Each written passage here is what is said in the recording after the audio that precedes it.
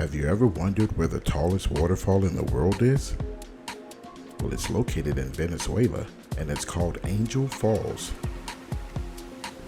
Angel Falls is the world's tallest uninterrupted waterfall with a height of 979 meters and a plunge of 807 meters, or respectively 3,212 feet high.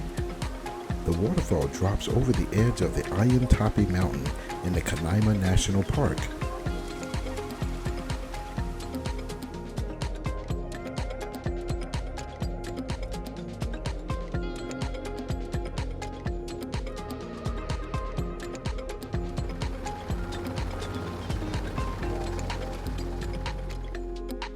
The falls are located along the fork of the Río Kerepacupai Merú, which flows into the Churún River, a tributary of the Carrao River, itself a tributary of the Orinoco River.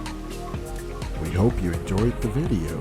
Please like, share, and subscribe to Where in the World is Frank and Gina on YouTube. God bless.